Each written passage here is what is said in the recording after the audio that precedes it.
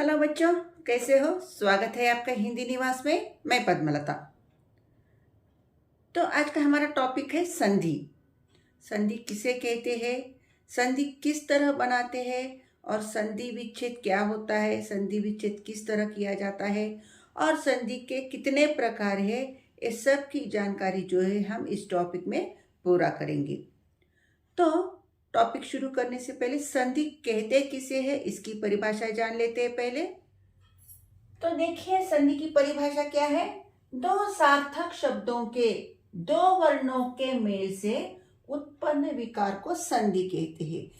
विकार यानी परिवर्तन। मतलब यहाँ जो है शब्दों, दो सार्थक शब्द होने चाहिए और उन शब्दों के दो शब्दों के वर्णों से जो परिवर्तन होता है उसे हम संधि कहते हैं। यानी संधि माने परिवर्तन। अगर परिवर्तन होता है उस शब्द में तो संधि होती है, अगर परिवर्तन नहीं होता है तो संधि नहीं होती। देखिए, अगर हम बिना शब्द के सिर्फ हमने वर्ण लिया, यहाँ पे ये दो वर्ण हमने यहाँ पे लिया, तो इसके मिलाप से जो है संधि नहीं बनती। तो संधि बनाने के लिए दो शब्दों की जरूरत होती है। तो एग्जाम्पल के तौर पर मैं आपको यहाँ देती हूँ, देख लीजिएगा। तो देखिए बच्चों, हमने संधि की परिभाषा पढ़ी थी। दो शब्दों के दो वर्ण जो होते हैं उन वर्णों के मिलने से जो परिवर्तन होता है वह संधि कहलाता है। तो यहाँ प्रथम शब्द का अंतिम वर्ण लेते हैं। पहले हम दो शब्द ले लेते हैं, तो उसके बाद जो है हम अंतिम वर्ण प्रथम वर्ण देखेंगे। हिम और आलय, ये दो शब्द मैंने यहाँ पे लिए हैं। सभी लोगों को मालूम है, हिम प्लस आलय हिमालय, पुस्तक प्लस आलय पुस्तकालय, विद्या प्लस आलय विद्यालय, छात्र प्लस आवास छात्रावास। क्योंकि कुछ लोग जो है रटा लगाकर जो है कुछ शब्दों को याद कर लेते हैं संधि विच्छेद करते समय या संधि बनाते समय, लेकिन ऐसे बहुत सारे व्याकरण में संधि के शब्द है तो जिन्हें अगर हमें अच्छी तरह पहचानना है या संधि विच्छेद करना है तो संधि के नियमों की जानकारी होना जरूरी है। जितना हम समझ कर पढ़ेंगे उतना हमें याद रहेगा, रटा लगाने से कुछ भी याद नहीं रहेगा।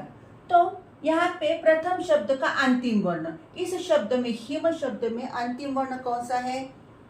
जो वर्ण विच्छेद अच्छी तरह जानते हैं उन्हें मालूम है इसमें अंतिम वर्ण है अ। क्योंकि कोई भी व्यंजन जो है स्वर सहित होता है, स्वर रहित व्यंजन जो होते हैं उन्हें इस तरह हम हलंत लगाते हैं। अगर हलंत नहीं है तो हमें समझ लेना चाहिए कि उस व्यंजन में स्वर है। तो हिम में जो है स्वर हुआ अ। तो द्वितीय शब्द का प्रथम वर्ण, द्वितीय शब्द का प्रथम वर्ण है आ। तो इन दोनों के मेल से जो परिवर्तन हुआ वह हुआ आ। तो अभी हम जो है हिमालय को किस तरह लिखते हैं? हिम में हमने अ निकाल दिया, यानी कि इसके नीचे आया हलंत। इन दोनों के मिलन से जो परिवर्तन हुआ वह हुआ आ।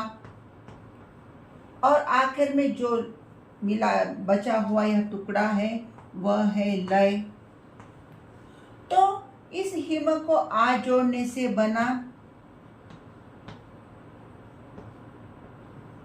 और ये टुकड़ा हुआ लय।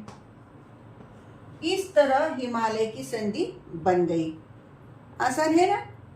तो इस तरह हमने संधि बनाई हिमालय की। और इस हिमालय को अगर हम पूर्व स्थिति में संधि के नियमों द्वारा अगर पूर्व स्थिति में लाते हैं इस तरह हिम प्लस आलय, तो वही होता है संधि विच्छेद।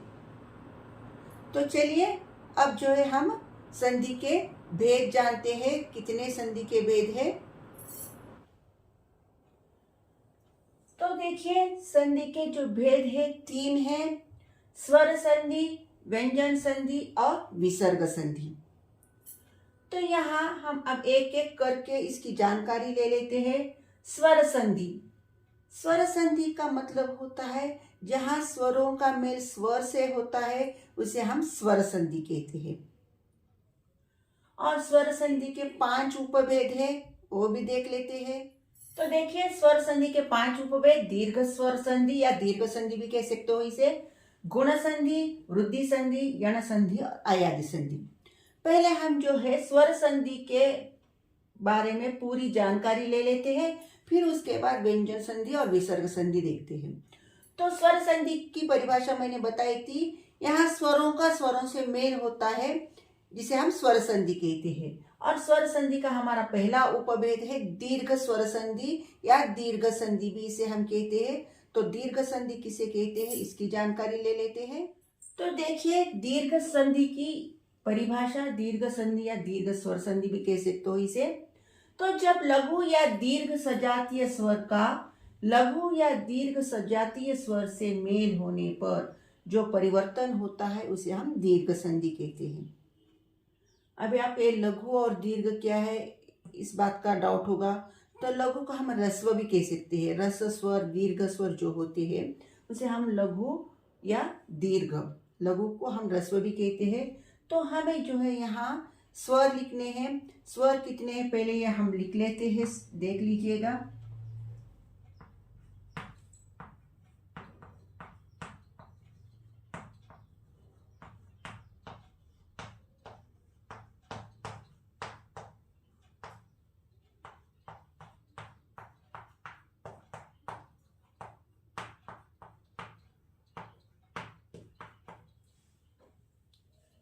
देखिए, अ आ ई उ ऊ री ए आई ओ औ, ये हमारे 11 स्वर है। तो मूल स्वर 11 है, लेकिन कुछ व्याकरण पंडितों ने जो है अंग आहा को भी जो है स्वर में इसकी गिनती की है। अंग आहा जो है इन्हें अयोगवाह कहा जाता है, लेकिन कुछ पंडितों ने जो है अंग और आहा को भी स्वरों में ही गिना है। तो इसके ये जो पूरे स्वर है अ से लेके औ तक, इसमें लघु और दीर्घ स्वर है। तो सजातीय, सजातीय का मतलब होता है सेम जाति के। यहाँ पे देखिए, यहाँ अ और आ लघु और दीर्घ है, ई और ई लघु और दीर्घ है, उ और उ जो है लघु और दीर्घ है, इनकी जोड़ी बन गई है। तो ये जो है दीर्घ ही है, ए आई ओ औ, तो इन्हें छोड़ दीजिएगा। और री जो है एक ही है, लघु है लेकिन एक ही है। तो हमें जो है अभी दीर्घ संधि जो है इन शब्दों से बनाना है। हमने इसके पहले हिमालय जब हमने संधि विच्छेद कर रहे थे, तो अ प्रथम वर्ण का अंतिम वर्ण अ और द्वितीय शब्द का प्रथम वर्ण आ को मिलाकर हमने आ बनाया था। तो यहाँ पे इस दीर्घ संधि में जो है अभी हम यहाँ पे सीखेंगे। तो अ और आ का मतलब लघु और दीर्घ का जब मेल होता है तो उसका परिवर्तन होकर वह आ में बदल जाता है। ई और ई लघु ई और दीर्घ ई का जब मेल होता है तो उसका परिवर्तन होकर वह दीर्घ में बदल जाता है। और उ इन दोनों का परिवर्तन होकर उसका उ में बदल जाता है। तो यहाँ पे दीर्घ संधि में जो है लघु और दीर्घ का मिलाप होने से दीर्घ ही बनता है, और दीर्घ और लघु का अगर मिलाप हुआ तो भी दीर्घ ही बनता है, लघु और लघु का मिलाप हुआ तो भी दीर्घ ही बनता है। यह दीर्घ स्वर संधि में होता है। दीर्घ से ही पता चलता है आपको, चाहे कोई भी इसमें से कोई स्वर किसी स्वर से मिला हो, उसका रिजल्ट जो है दीर्घ ही आता है। और वह किस तरह आता है अब हम एक एक करके जानेंगे। देखिए, यहाँ दीर्घ स्वर संधि में पहले हम अ से शुरुआत करते हैं। तो अ का अ से मिलाप हुआ, या अ का आ से मिलाप हुआ, या आ का अ से मिलाप हुआ, या आ का आ से मिलाप हुआ, तो जो परिणाम निकलता है, जो रिजल्ट निकालता है वह आ ही आता है। एग्जाम्पल के तौर पर मैं यहाँ आपको एक वर्ड देती हूँ, देख लीजिएगा। तो देखिए, दीर्घ स्वर संधि में जो हमने पहला उदाहरण लिया है महा प्लस आत्मा।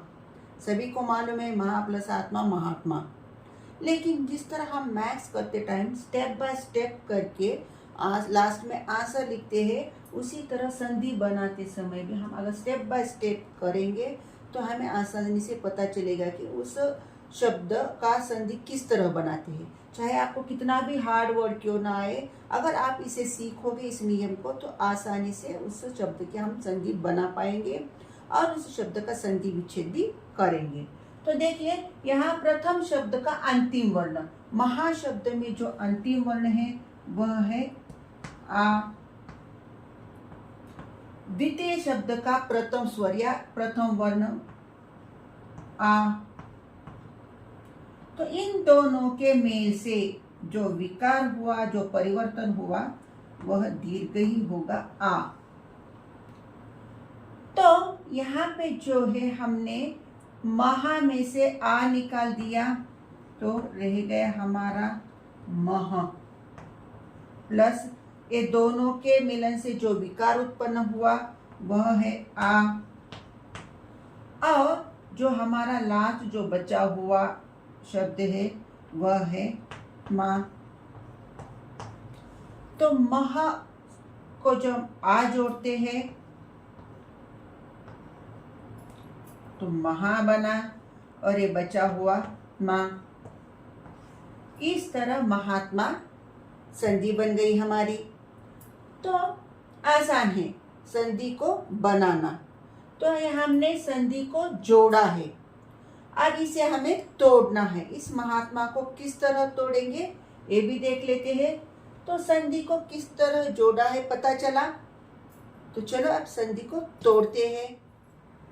तो देखिए बच्चों, यहाँ हमने जो है संधि बनाई थी महात्मा की, तो अभी हमें जो है इसका संधि विच्छेद करना है, इसे तोड़ना है। तो किस तरह तोड़ना है देख लीजिएगा। यहाँ हमने जो है ह को जब हमने कौन सा स्वर जोड़ा था आ, तो उसे लिख लेते हैं आ। तो आ अलग करने के बाद हमारा रह गए शब्द मह और ये जो है मां।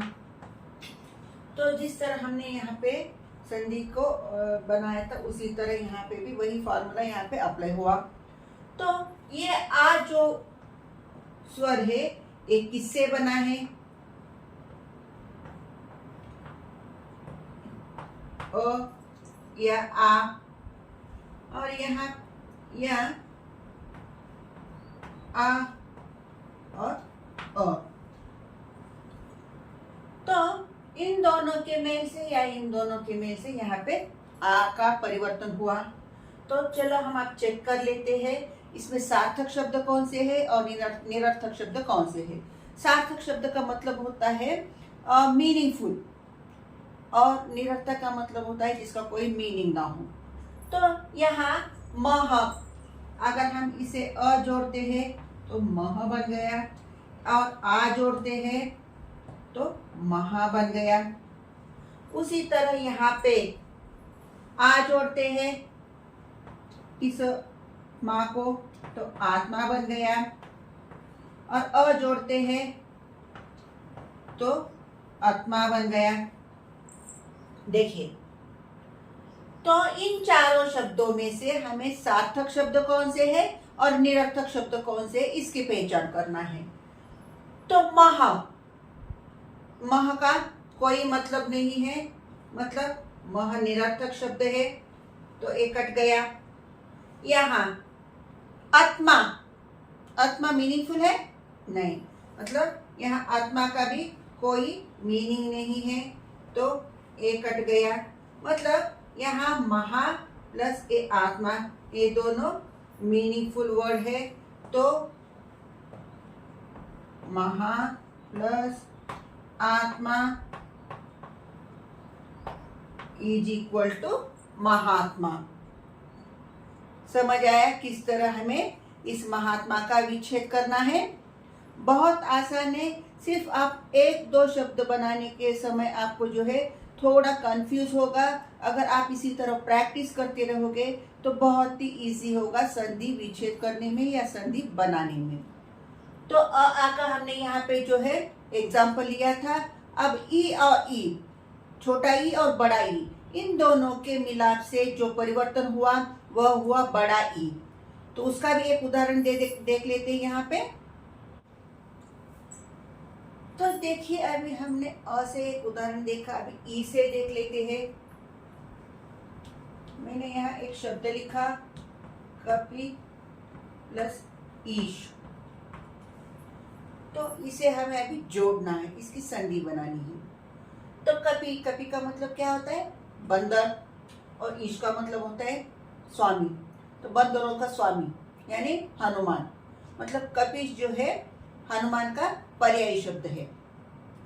तो यहाँ अभी कपि प्लस ईश को जो है स्टेप बाय स्टेप करके हमें जोड़ना है। तो यहाँ कपि में जो है आपका अंतिम वर्ण जो है ई हुआ, और यहाँ द्वितीय शब्द है ईश, इसका प्रथम वर्ण हुआ ई। जिस तरह हमने अ आकर बनाया था उसी तरह बनाना है, और इस दोनों के परिवर्तन से नया जो वर्ण बना है वह है ई। तो यहाँ हमने कॉपी में जब हमने ई अलग कर दिया तो बच गया प। इन दोनों के परिवर्तन मिलाप से जो परिवर्तन हुआ वह हुआ ई, और ये जो बचा हुआ है श, इस तरह लिखा हमने। तो प का जब हमने ई जोड़ा तो पी बन गया, और ये क और एक श, कपिश। समझ आया? सिर्फ आपको एक या दो उदाहरण करते समय जो है थोड़ी झिझक होगी, कंफ्यूज हो जाओगे, लेकिन आप इसी तरह प्रैक्टिस करोगे, चाहे जितना भी हार्ड वर्ड क्यों ना आए, इजी से जो है आप सॉल्व कर सकोगे। जिस तरह आप सॉल्व करते हो ना मैथ्स, चाहे कितना भी टफ क्यों ना हो, आप जो है अगर स्टेप बाय स्टेप करते रहोगे तो इजी से सॉल्व हो जाता है मैथ्स का प्रॉब्लम। उसी तरह इस संधि का भी जो है संधि बनाने या संधि का विच्छेद करने, इस तरह आप फॉर्मूला अपनाओगे तो इजी से आप सॉल्व कर सकोगे। तो कपिश, तो कपि में प्रथम शब्द का अंतिम वर्ण है ई, और दूसरा शब्द का प्रथम वर्ण है ई। इन दोनों के मिलाप से जो परिवर्तन हुआ वह हुआ ई। जब हमने पी में जो ई अलग कर दिया तो बच गया क हलंत देके, और इन दोनों के परिवर्तन से जो शब्द वर्ण बना है वह ई है, और ये जो दूसरा मिल रहा हुआ वर्ण है वह श। तो प को जब हमने ई की मात्रा जोड़ी तो पी बन गया, और एक क और एक श, तो तीनों का मिलाकर बना हमारा कपिश। ये तो हमने कपिश का जो है जोड़ा है, इसकी संधि बनाई है। अब इसी कपिश को जो है हम विच्छेद करेंगे। किस तरह विच्छेद करना है देख लीजिएगा। देखिए प को जब हमने ई जोड़ा है तो इसे अलग कर लेते हैं ई, ठीक है। तो जब हमने ई अलग कर दिया तो बचा हमारा और एक श। तो अभी ये जो है ई का परिवर्तन किस तरह हुआ, एक तो ई या ई या ई या ई, इन दोनों के मिलाप से ई बना। अभी कौन सा सही है, कौन सा सार्थक शब्द बनता है और कौन सा निरर्थक शब्द बनता है, अब हमें जोड़ के देखना है। तो एक कप, अगर इसे हम ई छोटी ई लगाते हैं कपी बन गया, और इसे हम बड़ी ई जोड़ते हैं तो कपी बन गया। अभी श, बड़ी ई जोड़ते हैं तो ईश बन गया, और छोटा ई जोड़ते हैं तो ईश बन गया, ठीक है। तो इन चारों में से आपको सार्थक शब्द कौन सा है और निरर्थक शब्द कौन सा है, इसकी पहचान करनी है। तो देखिए कपी, कपी नहीं कहते, कपी जो है गलत है तो ए कट गया। हम इश नहीं कहते, ईश, तो ए कट गया। तो आपका जो सही शब्द है ये हुआ कपि प्लस ईश इज इक्वल टू कपीश। ठीक है, आसान है ना। इस तरह हमें इसका संधि विच्छेद करना है कपीश का। तो चलो अभी उ और ऊ से भी एक उदाहरण देख लेते हैं, फिर बाद में जो है हर एक के मैं जो है एक एक दो दो उदाहरण आपको बोर्ड पे दूंगी। आपको उसे संधि विच्छेद करना है। देखिए अभी ऊ से जो है हमें इस भानु प्लस उदय को जो है इसकी संधि बनानी है। तो किस तरह बनानी है? प्रथम शब्द का जो अंतिम वर्ण है वो क्या है? भानु में ऊ, और द्वितीय शब्द का प्रथम वर्ण क्या है? ऊ। तो इन दोनों के मिलाप से जो परिवर्तन हुआ वो है ऊ। दीर्घ संधि में आपको याद रखना है परिवर्तन जो है हमेशा दीर्घ ही होता है, चाहे वो आ हो या ई हो या उ। लघु का लघु से, लघु का दीर्घ से, दीर्घ का दीर्घ से या दीर्घ का लघु से जो भी मिलाप हो उसका परिणाम दीर्घ ही होता है। तो भानु में जो है अंतिम वर्ण उ है और उदय में प्रथम वर्ण उ है। इन दोनों के मिलाप से जो परिवर्तन हुआ वह हुआ उ।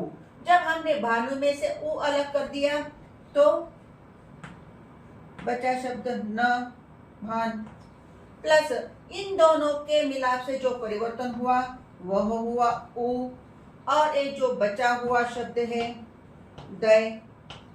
जब भान को हमने उ जोड़ा तो बना नु, और ये भा और ये दय।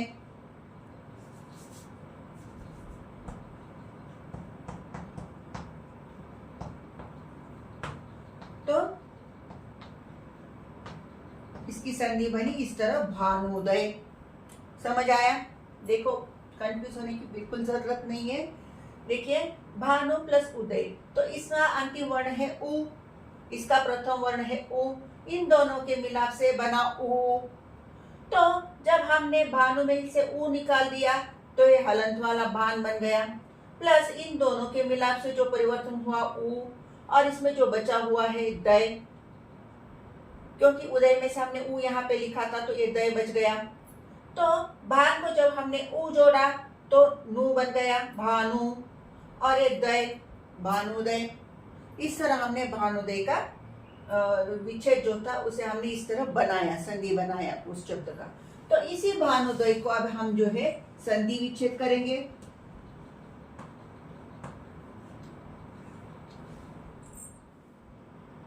तो देखिए अभी जो है हमने न को जो है उ जोड़ा है उसे अलग कर लेते हैं उ। तो जब हमने उ अलग कर दिया तो इस तरह हमें भान और जो बचा हुआ है दय, है ना। तो अभी इससे जो है ये उ जो है किस तरह परिवर्तित हुआ? एक तो इस तरह होगा या इस तरह होगा, इन दोनों के मेल से उ बना होगा। तो अभी हमें जो है इनमें जो है इन वर्णों को ऐड करके सार्थक शब्द और निरर्थक शब्द बनाना है। देखिए अब हमने ये भान को पहला उ लगाया छोटा वाला, इस बान को बड़ा वाला उ लगाया, तो इस द को बड़ा वाला उ लगाया और इस दय को जो है छोटा वाला उ लगाया। देखिए तो इन चारों शब्दों में से सार्थक शब्द कौन सा है और निरर्थक शब्द कौन सा है? भानु नहीं कहते हम, तो ये निरर्थक शब्द है। उदय कहते हैं, उदय नहीं कहते, तो ये निरर्थक शब्द है। तो सार्थक शब्द क्या हुआ? ये हुआ भानु प्लस उदय इज इक्वल टू भानुदय। मतलब उ का छोटा उ का जब छोटा उ से मिलाप हुआ तो दीर्घ उ बन गया। तो इस तरह भानुदय का हमने संधि विच्छेद किया स्टेप बाय स्टेप। तो समझ आया होगा मेरे ख्याल से आपको। अगर आपको कुछ भी डाउट है, अगर कोई भी शब्द का आपको संधि विच्छेद करने में कठिनाई हो या संधि बनाने में कठिनाई हो तो कमेंट बॉक्स में ज़रूर उस शब्द को आप बता सकते हो। मैं आपको जो है उसका विच्छेद करके बताऊंगी या उसका संधि करके बताऊंगी। तो अभी जो है हम कुछ शब्द बोर्ड पे लिखते हैं एग्जाम्पल के तौर पर। तो आप जो है उसे घर में उसका विच्छेद करने की और उसे उसकी संधि बनाने की प्रैक्टिस कीजिएगा। तो देखिए बच्चों, यहाँ पे जो है मैंने आ के और ई के कुछ एग्जाम्पल्स दिए हैं। चाहे रस्व का रस्व से मिलाप हो या रस्व का दीर्घ से मिलाप हो या दीर्घ का दीर्घ से मिलाप हो, जो उसका जो परिवर्तन होता है वो दीर्घ में होता है। तो एग्जाम्पल के तौर पर देखिए, चर प्लस अचर। यहाँ चर का अंतिम वर्ण है अ और अचर का प्रथम वर्ण है अ। अ का अ से मिलाप होने पर जो परिवर्तन हुआ आ, यानी चराचर। तो आपको जो है इसका संधि बनाना है और संधि विच्छेद भी प्रैक्टिस करना है। जैसे मैंने आपको बताए थे एग्जाम्पल के तौर पर, उसे आप भी प्रैक्टिस कीजिएगा ताकि आपको आसानी हो एग्जाम में। उसी तरह गज प्लस आनन। यहाँ गज का अंतिम वर्ण है अ और द्वितीय शब्द का प्रथम वर्ण है आ, यानी यहाँ लघु का दीर्घ से मिलाप हुआ, अ का आ से मिलाप हुआ तो उसका परिवर्तन हुआ आ में। गज प्लस आनन गजानन। उसी तरह विद्या प्लस अभ्यास। यहाँ अंतिम वर्ण है आ विद्या और प्रथम वर्ण है अ, यानी दीर्घ और लघु का मिलाप हुआ तो उसका परिवर्तन हुआ आ में, यानी विद्याभ्यास। उसी तरह यहाँ पे विद्या प्लस आलय। अंतिम वर्ण है आ और प्रथम वर्ण है आ, यानी दोनों दीर्घ है तो दोनों दीर्घ का मिलाप होने से उसका परिवर्तन हुआ आ, यानी विद्या प्लस आलय इज इक्वल टू विद्यालय। उसी तरह ई का भी देख लीजिएगा, यहाँ पे कवि प्लस इंद्र। अंतिम वर्ण है ई और प्रथम वर्ण है ई, मतलब दोनों लघु ई है, उसका जो परिवर्तन होता है वह बड़े ई में होता है, यानी कवि प्लस इंद्र कविंद्र। उसी तरह मुनि प्लस ईश्वर। अंतिम वर्ण है ई और प्रथम वर्ण है ई, तो लघु और दीर्घ ई का मिलाप होने से उसका परिवर्तन हुआ ई में, यानी मुनीश्वर। मुनि प्लस ईश्वर मुनीश्वर। उसी तरह नारी प्लस इच्छा। दीर्घ ई अंतिम वर्ण प्रथम वर्ण लघु ई, तो दीर्घ ई और लघु ई के मिलाप से जो परिवर्तन हुआ दीर्घ ई में होता है। नारी प्लस इच्छा इज इक्वल टू नारीच्छा।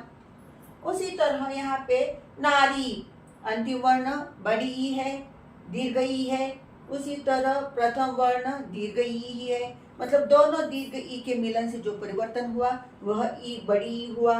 नारी प्लस ईश्वर नारीश्वर। अब देख लेते हैं ऊ से भी कुछ एग्जाम्पल। तो देखिए बच्चों, यहाँ पे जो है मैंने ऊ से भी कुछ एग्जाम्पल्स दिए हैं। तो भानु प्लस उदय। यहाँ पे जो है भानु में जो है लघु ऊ है और उदय में भी लघु ऊ है, एंड ऊ प्लस ऊ इज इक्वल टू उसका परिवर्तन होता है ऊ में होता है, यानी भानु प्लस उदय इज इक्वल टू भानुदय। उसी तरह अम्बु प्लस उर्मी। यहाँ ऊ लघु ऊ है, उसी तरह उर्मी में जो प्रथम वर्ण है दीर्घ ऊ। लघु ऊ और दीर्घ ऊ का मिलाप जो होता है उसका परिवर्तन होता है ऊ में, यानी अम्बु प्लस उर्मी इज इक्वल टू अम्बुर्मी। अम्बुर्मी का होता है, अम्बुर्मी का मतलब होता है पानी की लहरें। अम्बु का मतलब होता है पानी और उर्मी का मतलब होता है लहरें। पानी से जो लहरें उठती है उसे हम अम्बुर्मी कहते हैं। हमारा तीसरा एग्जाम्पल है वधु प्लस उत्सव इज इक्वल टू वधुत्सव। यहाँ वधु में जो है अंतिम वर्ण है दीर्घ ऊ और उत्सव में प्रथम वर्ण है लघु ऊ। दीर्घ ऊ और लघु ऊ का जब मिलाप होता है तो जो परिवर्तन होता है वो दीर्घ में ही होता है ऊ। और हमारा चौथा एग्जाम्पल है वधु प्लस ऊर्जा। वधु में जो है अंतिम वर्ण दीर्घ ऊ है और ऊर्जा में भी दीर्घ ऊ है, तो दोनों का जब मिलाप हुआ तो परिवर्तन दीर्घ में ही हुआ वधूर्जा। तो इस तरह जो है कुछ एग्जाम्पल मैंने यहाँ पे दिए हैं। तो इन्हीं एग्जाम्पलों को लेकर आपको जो है संधि बनाना है और संधि का विच्छेद करने की प्रैक्टिस करनी है। तो ये था हमारा दीर्घ संधि। तो आशा करती हूँ कि आपको यह टॉपिक जरूर समझ आया होगा। तो हमारा स्वर संधि का जो दूसरा उपभेद है उस उपभेद को जो है हम नेक्स्ट वीडियो में देखेंगे। अगर आपको वीडियो अच्छा लगा है तो एक लाइक ज़रूर बनता है, तो लाइक कीजिए, शेयर कीजिए, सब्सक्राइब कीजिए और अपने दोस्तों से भी सब्सक्राइब करवाइए। तो फिर मिलते हैं नेक्स्ट वीडियो में, तब तक के लिए धन्यवाद।